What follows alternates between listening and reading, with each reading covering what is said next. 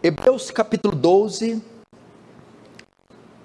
verso 3, diz assim a palavra do Senhor: considerais, pois, atentamente aquele que suportou tamanha oposição dos pecadores contra si mesmo, para que não vos fatigueis, desmaiando em vossa alma. Até aí, deixa aí, não feche apenas os olhos, vamos fazer oração. As crianças agora silêncio, ninguém andando, nem conversando.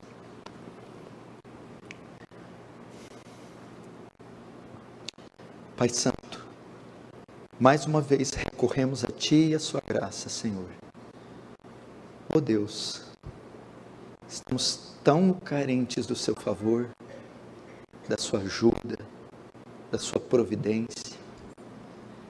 Sensibiliza nossos corações, que às vezes são tão duros, tão frios, incrédulos, que haja um toque divino, mais do que uma exposição, uma palestra, mas o senso da transcendência, aquele que anda entre os 7 castiçais, que ele ande aqui, entre nós.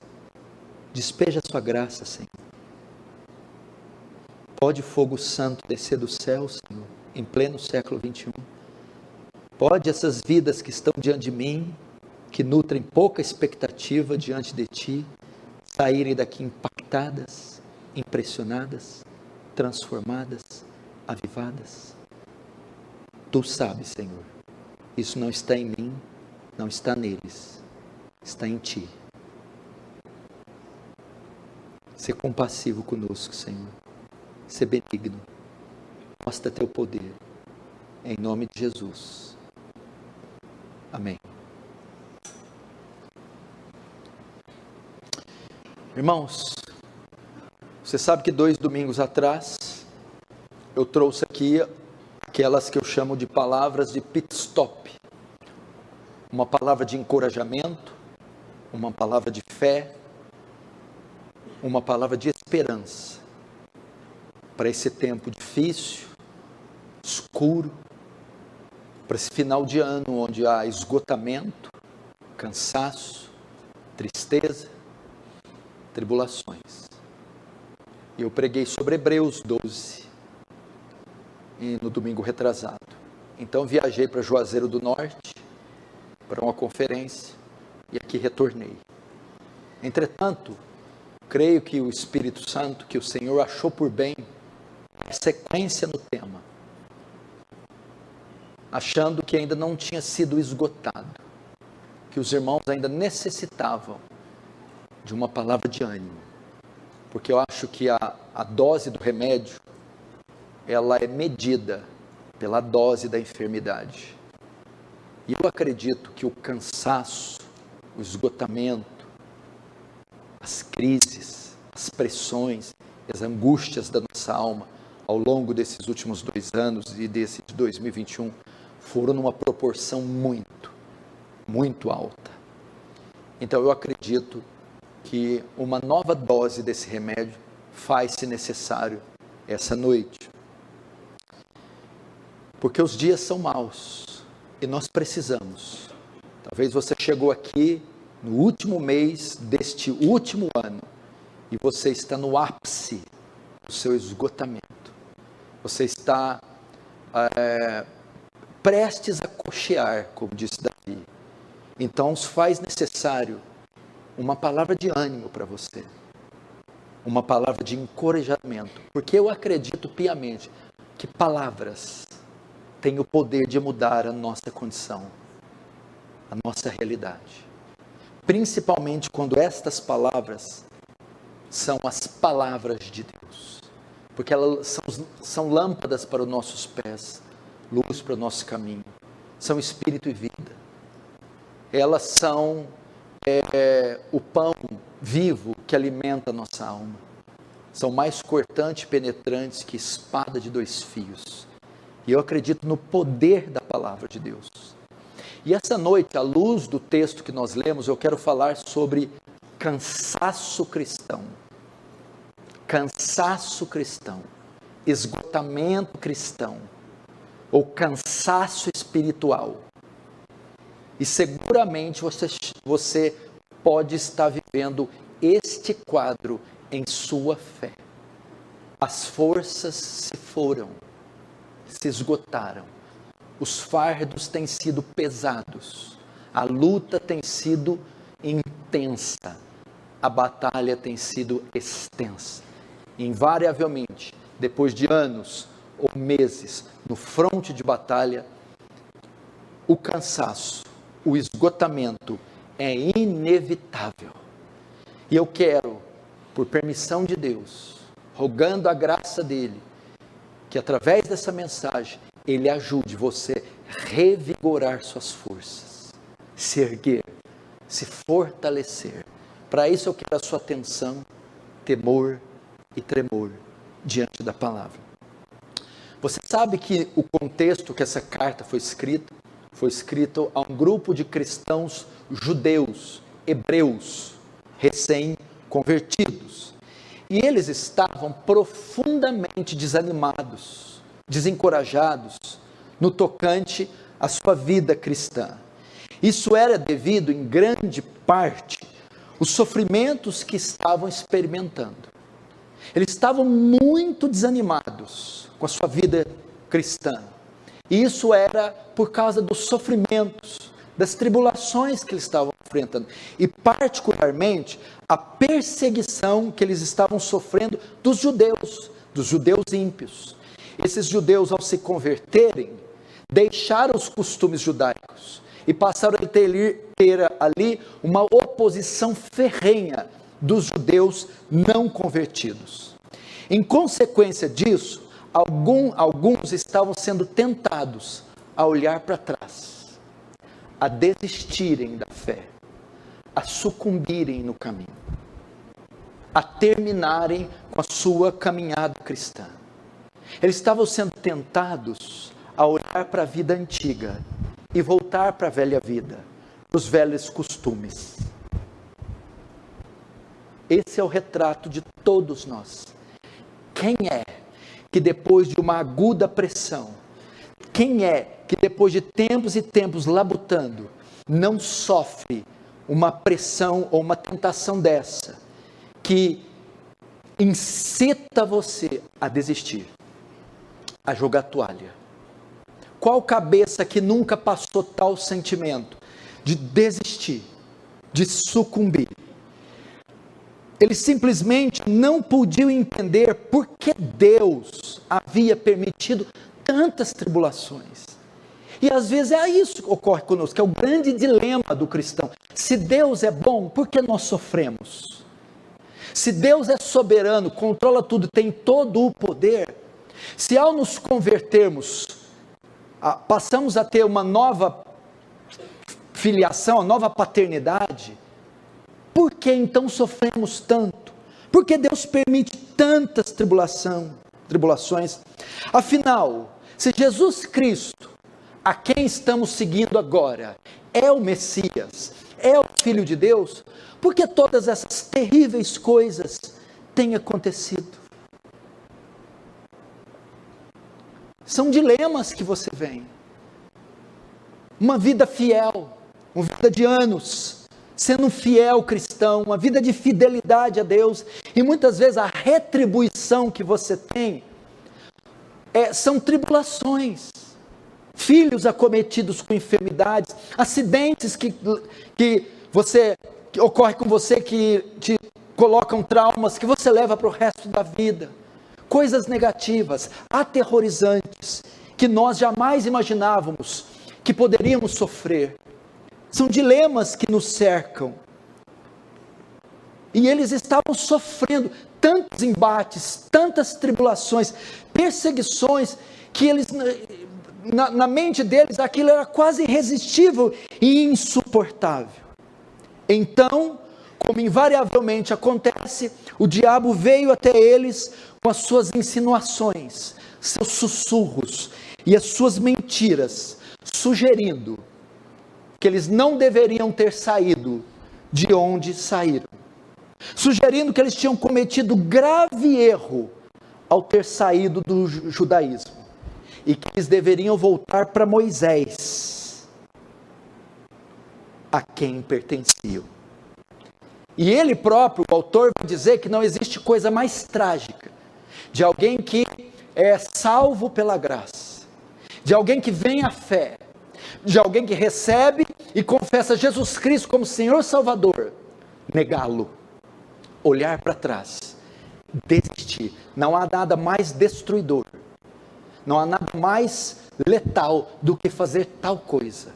E eu quero falar com você que está aí, na iminência disso, a você que tem balançado, que está a um fio da queda, de desistir. Estou vendo você que bem vestido, sorridente, mas eu não posso imaginar, mensurar quais combates você trava, quais lutas você tem passado, quais angústias sua alma tem sofrido, quais dilemas e indagações você tem feito diante do trono de Deus.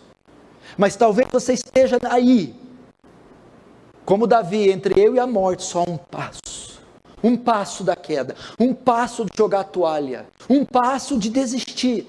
E Satanás tem sido sutil, sagaz, e tem sussurrado mentiras no seu ouvido, e você tem dado ouvidos.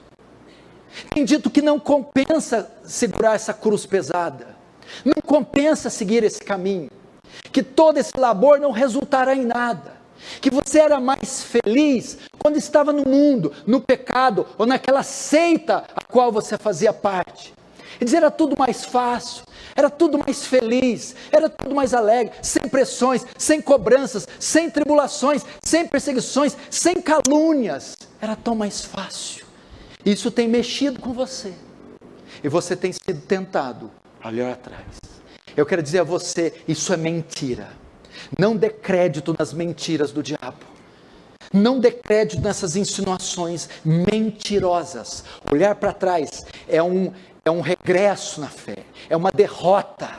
Olhar para trás, meu irmão, é a destruição. É assim que, se você lê o Peregrino, ele era tentado todo o tempo a olhar para trás, a desistir do caminho. Ele era dissuadido a prosseguir. Consciente disso, presta atenção, consciente que esse era o estado dos cristãos hebreus, o escritor, por uma profunda preocupação pastoral, ele vai os estimular, ele os concita a não desistir em hipótese alguma. Ele os concita a nem pensar em voltar atrás, mas se manterem firmes, fiéis, enfrentando toda e qualquer situação, por mais difícil que seja. E ele faz isso, se você vê, em Hebreus 12, verso 1, ele vai dizer, corramos com perseverança a carreira que nos está proposta. Ele está colocando eles dentro de uma competição, ele está colocando eles numa corrida olímpica, numa maratona, e aí, dado o tempo da prova, eles estão sendo tentados a desistir, e ele está dizendo, não olhem atrás, não saiam da prova, continuem a correr, perseverem, insistam, e a fim de que perseverem e não desistam da fé, ele usa dois exemplos para os encorajar.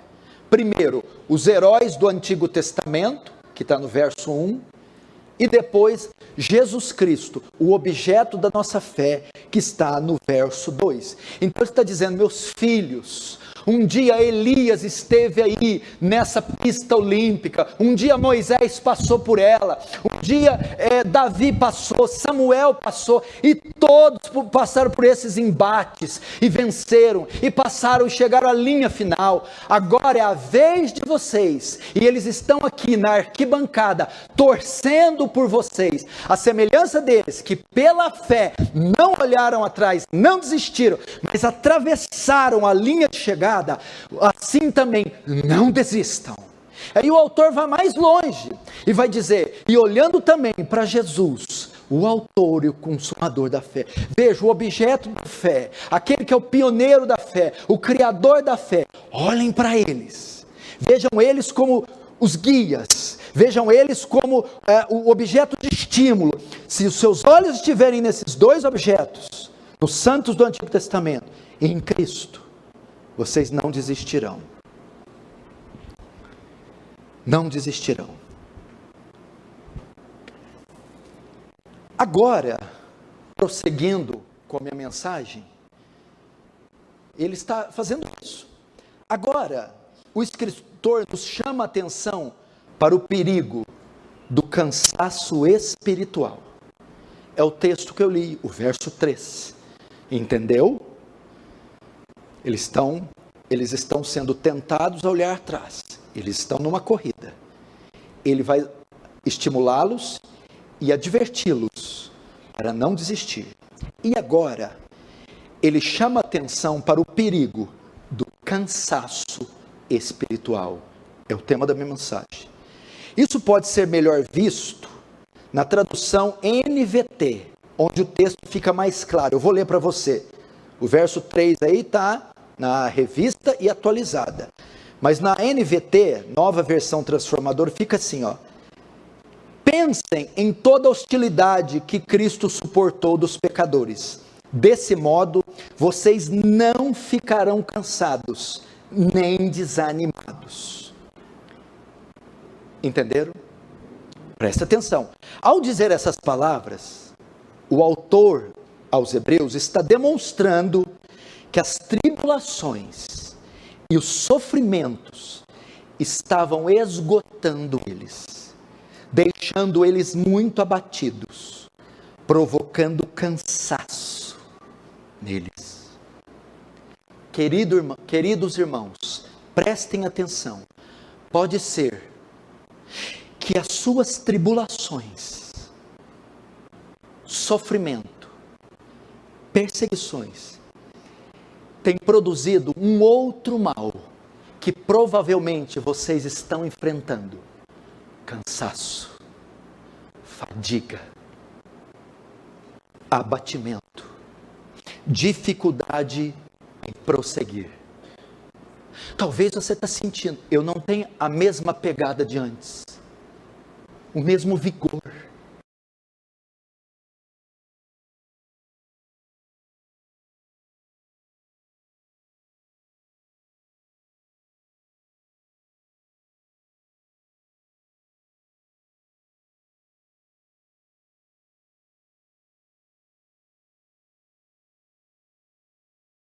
Ele nota que algo está acontecendo com eles, que o ritmo deles diminuiu, que a força deles está se esgotando, e ele vê que isso é produto das tribulações.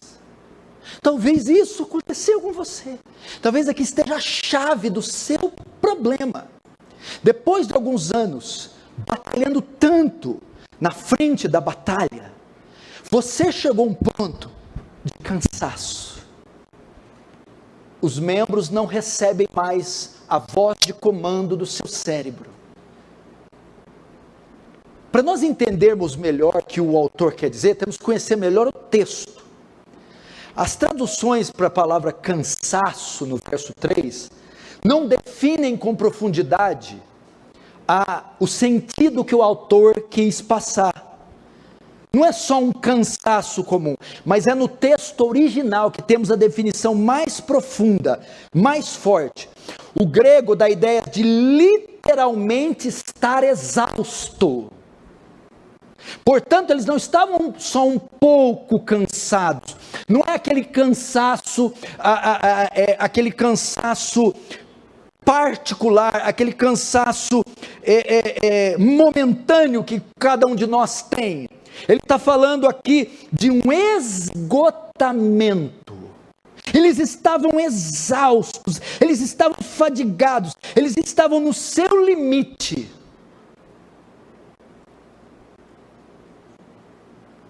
É esse o tipo de situação que pode estar acontecendo com você.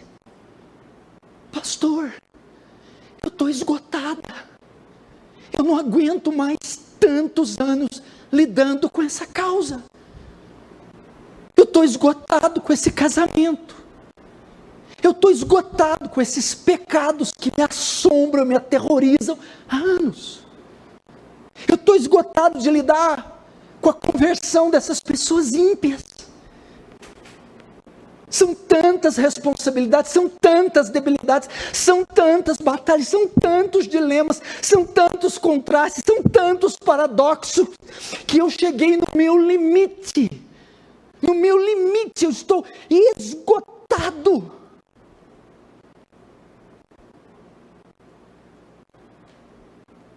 Você sabe o que eu estou falando. Era a situação deles.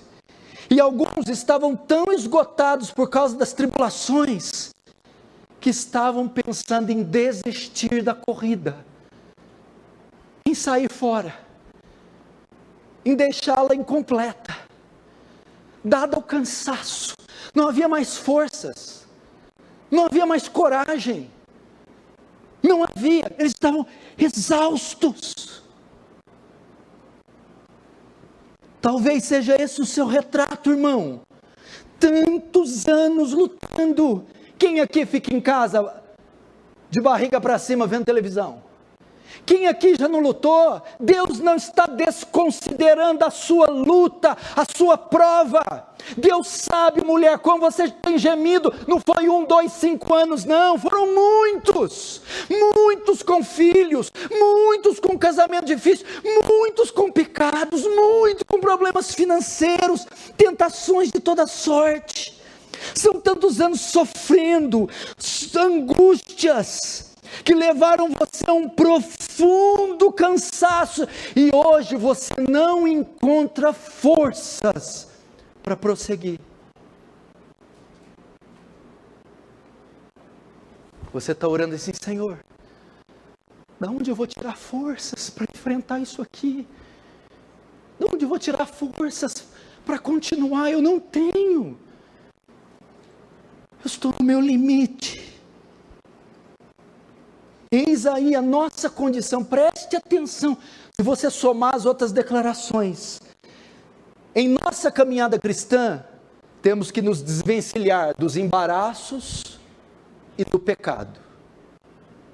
Os embaraços, os tropeços, a vida cristã é toda cheia de tropeços e pedregulhos, e a gente tem que tirar laços, embaraços, contratempos, indisposições, e aí lutar com o pecado, que tenazmente nos assedia, pecados de estimação, tentações de toda sorte, de um lado. E de outro lado, lutar com sofrimentos e perseguições, invariavelmente dada a intensidade que isso ocorre, produz em nós esgotamento.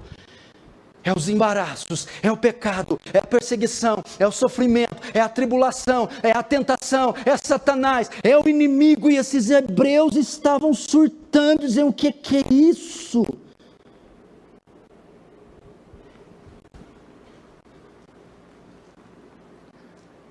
Quem não sente assim? Dia 5 de dezembro de 2021, século 21. Lembra quando você entrou aqui, Moisés? Lembra quando você entrou aqui? Rosinha, Cidinha. Lembra? Vocês eram mais novas, dispostas. Quanto tempo já não passou? Quanta luta, quanta tribulação.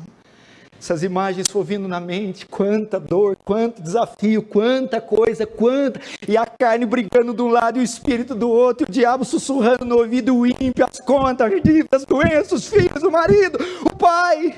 São tantas e tantas. Chegou uma hora e falou: eu não tenho mais força. Eu não tenho mais força. Eu estou cansado, Deus. Eu estou esgotado. Talvez seja o seu quadro, seja a sua situação. E tem um detalhe muito importante, que é muito importante. É importante notar, escute, que o problema desses irmãos não era de caráter moral, como era o problema dos irmãos de Corinto: incesto, adultério, desvio de pecados. E nem era de caráter doutrinário, como os Gálatas, que estavam apostatando da fé e estavam se envolvendo em heresias. Então não era de caráter moral nem doutrinário. Mas aqui vemos a sutileza de Satanás, porque quando nós estamos sofrendo, e é por conta de um pecado explícito, ou de um desvio, é fácil encontrar isso e resolver, mas não era o caso deles. Eles não estavam se desviando da doutrina, eles não estavam cometendo nenhum tipo de adultério, de desvio moral. Entretanto, quando Satanás não puder fazer uma pessoa se extraviar nessas áreas, ele vai tentar outro caminho.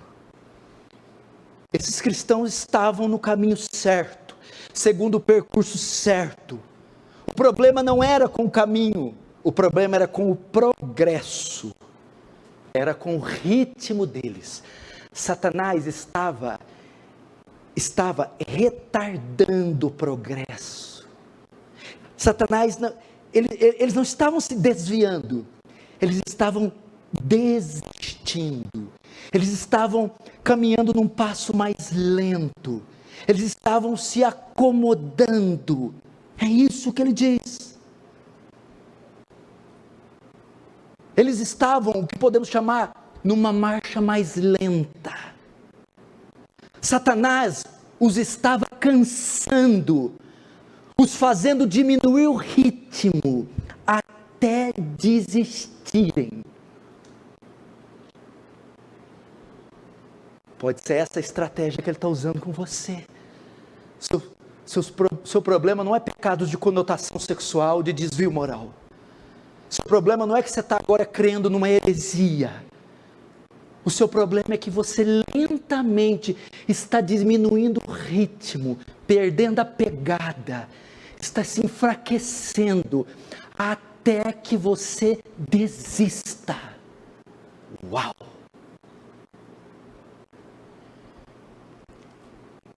E o verso 12 do mesmo capítulo, Hebreus 12, expressa esse cansaço. Olha lá, portanto, fortaleçam as mãos enfraquecidas e os joelhos vacilantes. No mesmo capítulo, verso 12, o autor mostra que eles estavam fracos, se enfraquecendo.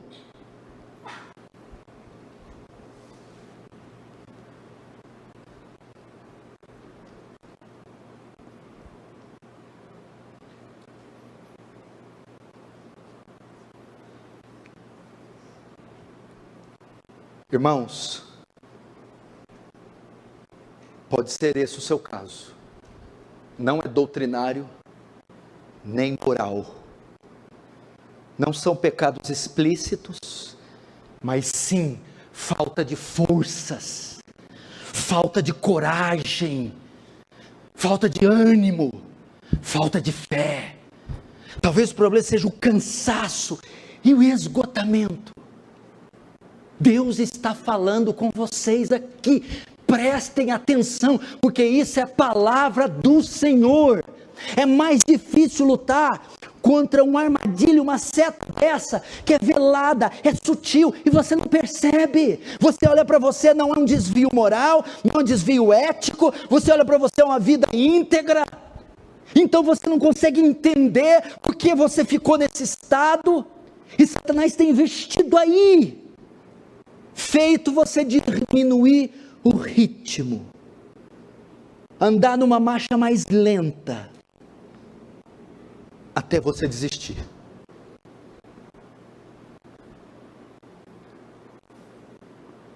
Será que não poderia se comparar do mesmo nível, ou tão pecado, quanto desistir?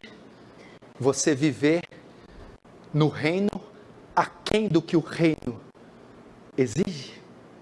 Eu não saí do caminho, continuo no caminho, eu me extraviei do caminho, mas estou num ritmo, ou estou abaixo, aquém do que o caminho exige, do que o reino exige. Uau, mas pastor, eu nunca tinha pensado nisso. Eu estou no caminho, mas não estou andando de acordo com o caminho, no nível que o caminho exige, no ritmo do caminho. É tão pecado quanto. porque essa é uma estratégia de Satanás. Isso leva a uma implicação que muitos aqui possivelmente estão passando. A estagnação. Veja o nosso oponente.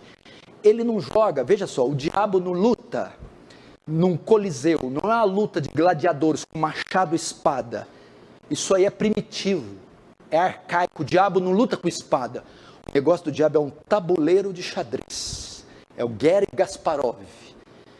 É uma luta ideológica, inteligente, no campo da mente, das ideias. E isso leva a uma implicação terrível, a estagnação espiritual. Esse cansaço traz consigo um outro mal que devemos ter muito cuidado para não incorrer. Em nossos primeiros anos de conversão, tudo é empolgante, tudo é excitante, estamos radiantes com a fé, dando o nosso máximo, obedecendo, seguindo, santificando, cooperando, votando a Deus. Mas depois de algum tempo de fé, decorrido algum tempo, alguns entram no estado de estagnação espiritual. E essa, meu Deus do céu, é a pior parte da vida cristã. Quisera Deus que não tivéssemos que passar pelo castelo da dúvida, pelo pântano do desânimo. Meu Deus do céu, que tempo ruim. O vigor cessa, o ânimo se vai, a alegria some, tudo aquela coisa deslumbrante. Vocês que vieram aí da CCB, que chegaram aqui em chamas, que chegaram aqui com profetas, cuidado, isso vai acontecer com vocês. Daqui um dia, quando falar do culto, vocês vão fazer cara feia, quando falar da pizza, vocês vão sorrir. É sempre assim. Eu não me comovo quem chega aqui, pastor, eu sou o novo Elias. Daqui 4 anos a gente conversa. Então isso acontece. Aí o que ocorre? Depois dessa lua de mel com o Salvador, gente, não deixa perder isso não, gente.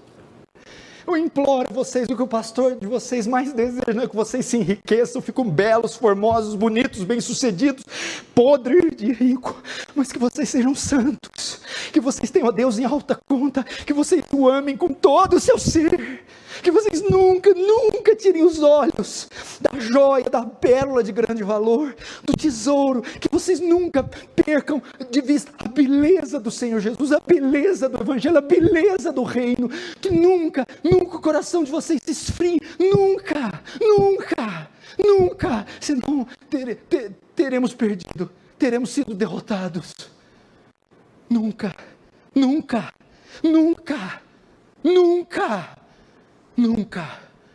esse é o cerne da nossa fé, da vida cristã. Tudo é empolgante, mas em alguns anos alguns entram em estado de estagnação. Escute, então o que acontece? Diminuímos o ritmo. O pior não é diminuir o ritmo, Heitor. O pior é diminuir e acostumar com ele. Nós diminuímos o ritmo, a pegada, a santificação, e nos acostumamos ao sagrado, nos acostumamos à estagnação, nos acostumamos à carnalidade, à frieza, à apatia. Não olhamos para as almas perdidas com os mesmos olhos. Não olhamos para o nosso pecado com os mesmos olhos, não olhamos pela beleza da santidade de Deus com os mesmos olhos, não nos emocionamos mais com os cultos, não nos emocionamos mais com as novas descobertas bíblicas, as atividades espirituais passam a não nos excitar mais. Era isso que o autor estava temendo acontecer com os hebreus. E a consequência é que eles se colocaram em uma rotina cômoda, onde não há nenhum desenvolvimento espiritual. tornando cada vez mais difícil vencer as tribulações. Eles se colocaram em uma rotina cômoda, fraca, e não havia mais desenvolvimento espiritual. Veja, eles estavam passando tribulação, e sem desenvolvimento espiritual, não havia recursos para vencer as tribulações que se tornavam cada vez mais difíceis. Veja o ciclo vicioso que isso gera. A tribulação aumenta e a devoção diminui. A devoção diminuindo, esgotam-se as forças para vencer as tribulações. É uma coisa horrível, é um cenário horrível. A luta aumenta e cada vez eu tenho menos força. A luta aumenta e cada vez eu tenho menos força. A luta aumenta e eu tenho cada vez menos força. Deus nos guarde disso. Deus livra a igreja, a aliança do Calvário disso. Deus livra a igreja de Cristo em todo mundo disso. Da estagnação espiritual. E ele trata disso no capítulo 6. Da estagnação, quando ele diz, verso 11 e 12. Desejamos, porém, continue cada um de vós mostrando até o fim a mesma diligência. Olha só, ele está estimulando eles não baixar a guarda, não baixar o nível, para plena certeza da esperança, para que não vos tornei indolentes. Lá no capítulo 6 eu estava tratando disso. Não baixe a guarda, não se torne indolentes. Quem é indolente? Vagaroso, custoso, demorado, frio, apático.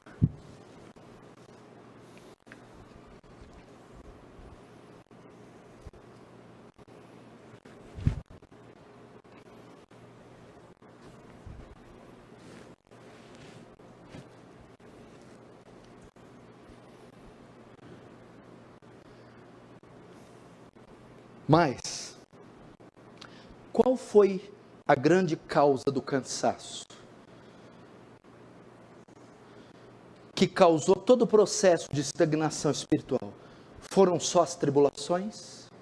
Só as perseguições? Não. A causa do cansaço que produziu estagnação foi o desânimo. Foi o desânimo. Para piorar, a ladeira só está ainda abaixo. O desânimo. Veja o verso 3. Considerai, pois, atentamente aquele que suportou tamanha oposição dos pecadores contra si mesmo, para que não vos fastiguei, desmaiando em vossa alma. Tem um versículo, uma tradução que é mais próxima do que você vai entender. É assim, ó. Pensem bem naquele que suportou tal oposição dos pecadores contra si mesmo, para que vocês não se cansem, nem se desanimem. Escute, muitos pensam que quando o autor os está advertindo, muitos pensam que quando o autor está advertindo eles do perigo do cansaço, ao usar essas duas palavras, cansaço e desânimo, ele está se referindo à mesma coisa. Cansaço e desânimo são palavras intercambiais, sinônimas. Não, ele não está. A melhor tradução seria essa aqui, ó.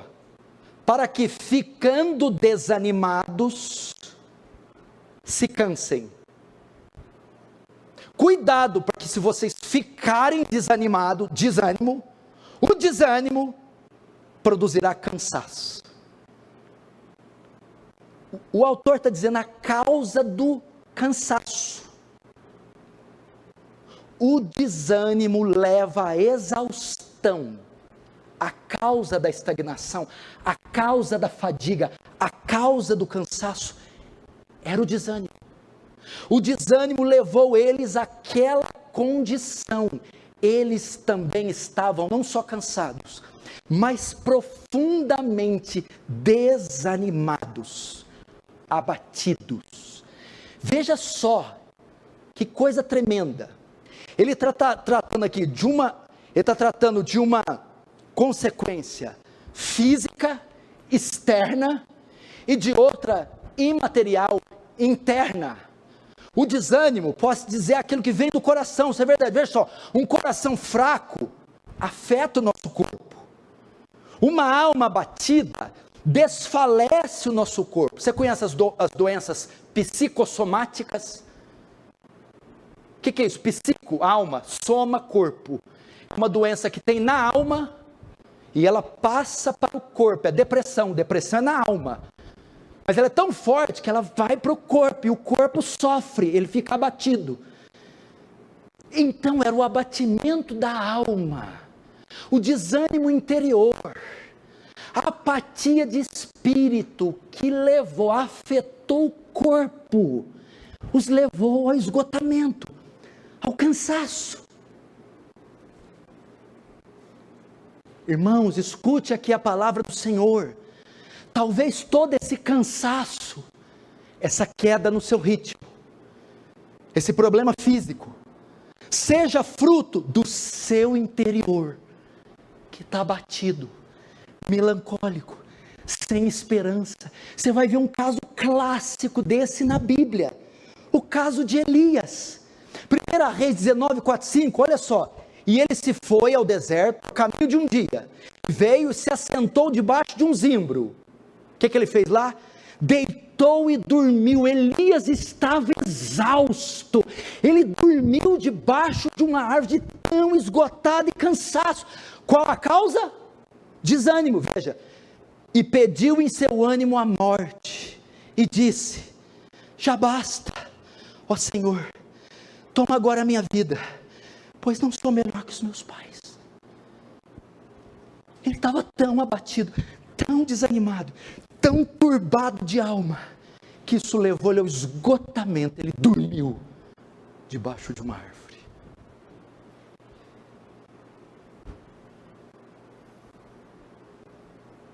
Ei, se você tivesse ideia o tanto que essa palavra está falando comigo.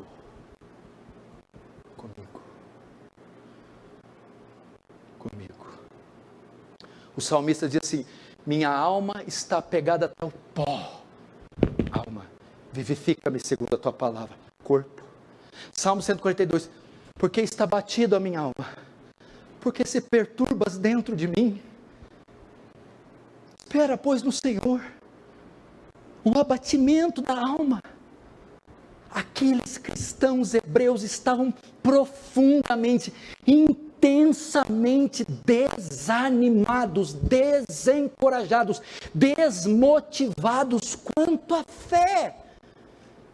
Portanto, escute isso aqui, o problema não eram as tribulações em si. Tribulações não são novidades para nós, elas estão presentes aí desde que o mundo é mundo, desde que o homem caiu, elas estão presentes na nossa vida todo o tempo.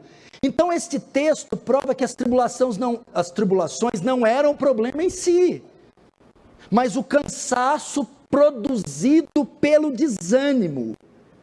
Dessa forma, era o desânimo que deveria ser combatido, e não as tribulações. A culpa não é de Satanás, do ímpio, do governo, da inflação, do vírus. De alguma forma nós deixamos essas coisas nos afetar, de modo que isso nos abalou e nos prostrou. Faltava a eles motivação, faltava alegria, faltava entusiasmo. É isso que os levou a sucumbir, faltava motivação. E Neemias nos dá uma dica de como vencer o cansaço e o desânimo espiritual. Veja o que Neemias diz aos homens que estavam engajados na reconstrução dos muros de Jerusalém. A alegria do Senhor é a nossa força. Neemias 8:10, o clássico versículo. A alegria do Senhor é a nossa força. Eles estavam cercados de conspirações, Tobias e Sambalate, os samaritanos, a obra estava atrasada, ataques, era perseguição, mas ele vai dizer: ânimo, a alegria do Senhor é a nossa força, é a alegria do Senhor que não vai nos deixar abater. É isso, irmão, é isso que cura o cansaço da igreja, é isso que cura, meu irmão, a apatia, é a alegria do Senhor posta em nosso coração.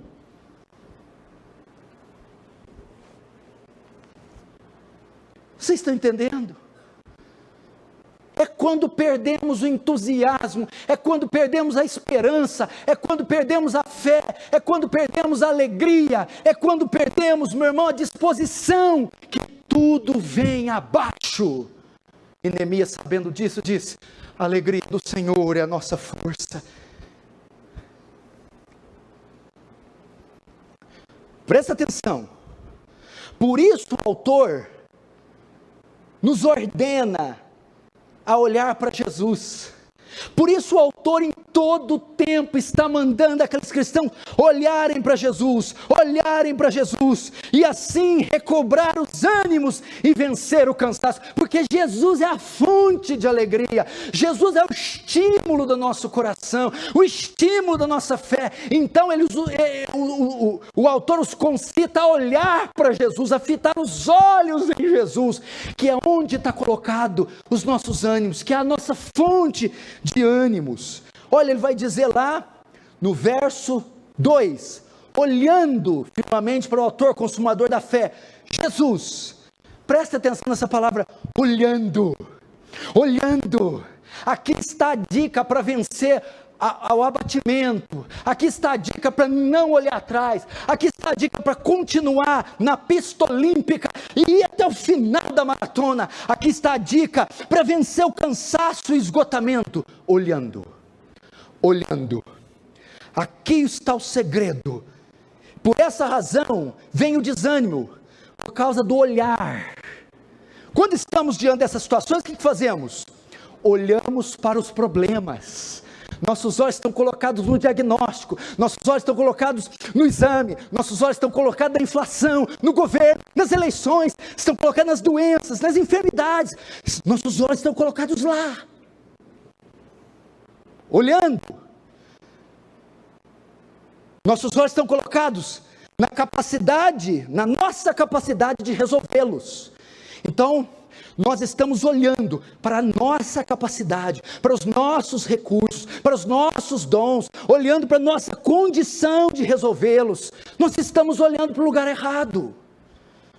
Ou nós estamos olhando para nós mesmos, para a nossa condição, para a nossa moralidade, para a nossa santificação, para a nossa força, para a nossa estrutura. E aí está o problema. Os olhos estão colocados ou nos problemas, ou na nossa força para resolvê-los, ou em nós mesmos. Mas o texto diz, olhando para Jesus. Olhando para Jesus. A palavra olhando no grego quer dizer aforal. Sabe o que quer dizer? Tirar os olhos de outras coisas e fixá-los em algo. Capite? Quem está fazendo italiano aí? Deixa. Tirar os olhos, olhando, no grego, tirar os olhos de outras coisas e fixá-los em algo. O Senhor está dizendo, vocês tirem os olhos de Moisés, tiram os olhos da lei cerimonial, tirem os olhos dos profetas, tirem os olhos da tribulação, tirem os olhos da perseguição e os coloque em Jesus. Ele é a fonte da alegria, Ele é a placa de entusiasmo, Ele é o objeto da nossa fé. E o Senhor está dizendo para você, tire os olhos dos problemas, irmã, tire os olhos das dívidas, irmãos, tire os olhos dos seus pecados, das suas debilidades, do quanto você é fraco, do sistema, e os coloque em Cristo Jesus e em mais ninguém.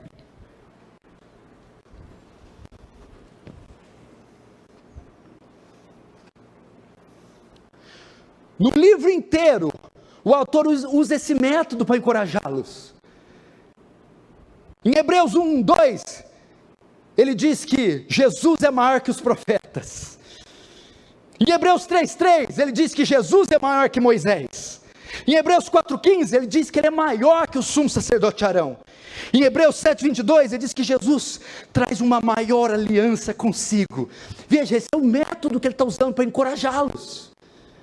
Ele quer trazer alegrias, não deixá-los desanimados, constantemente cansados, desistindo da prova.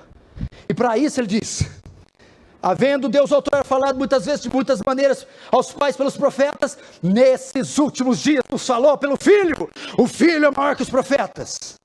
Jesus, todavia, tendo sido considerado digno, tanto maior glória do que Moisés. Jesus é maior que Moisés, porque não temos um sumo sacerdote que não possa se compadecer de nossas fraquezas, antes, um que em tudo foi tentado a nossa semelhança, mas sem pecado. Jesus é maior que Arão.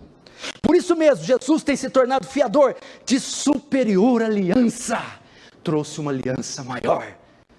É assim. Olhe para Jesus. Olhe para Jesus. Agora, para encerrar, você não ficar nervoso, ainda continuando o argumento, veja só, o verso 3, a primeira palavra: considerai, pois atentamente aquele que suportou tamanha oposição dos pecadores contra si mesmo. No 2, olhai para Jesus. No 3, considerai Jesus. Você quer vencer, irmã? Você quer sair desse marasmo, dessa tristeza? Você quer conseguir forças para conseguir a maratona? Você quer passar a linha de chegada? Considerai. No grego quer dizer analogizomai. É da onde vem a palavra analogia. Ele está dizendo assim: analogizem. Analogizem. O que é isso? Fazer uma comparação, pensar sobre, considerar.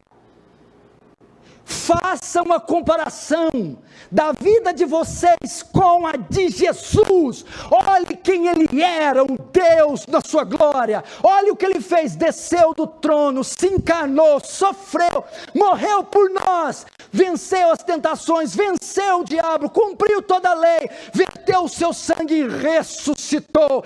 A semelhança dele, meu irmão, vá e não desista. É isso que o autor está em mente.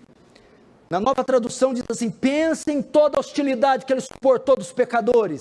Desse modo, vocês não ficarão cansados nem desanimados. Olhe para ele. Ele foi tentado em tudo que você é tentado e venceu. Olhe para ele, foi rejeitado pelos seus e não desistiu. Olhe para ele, recebeu a missão do Pai e não desistiu, foi até o final. Olhe para ele, o amor dele, se encarnado, morrendo por você. Olhe para ele, olhe para ele.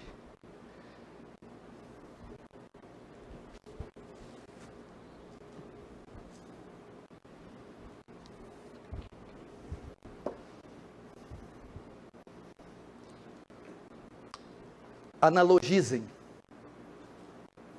façam uma comparação das suas vidas com a vida de Jesus e ponderem sobre ela. Pensem em toda a hostilidade que ele suportou dos seus inimigos, quanta perseguição, quanta tribulação, quanto escárnio, quanta dificuldade. Vocês são judeus? Ele também era. E os seus o perseguiram, como estão perseguindo vocês. Olhem para a fé dele, olhem para a obediência dele, olhem para o sacrifício dele, olhem para a renúncia dele, olhem para a generosidade dele, olhem para a bondade dele. Fazendo assim, vocês não ficarão cansados, nem desanimados. Considerai, considera o que Jesus fez. Olhando e considerando, olhem para ele, autor da nossa fé, pioneiro da nossa fé, objeto da nossa fé. Olhe para ele, não olhe para você, não olhe para os problemas, olhe para ele. E olhando, considera o que ele fez, considera o que ele suportou. Assim você vence o desânimo.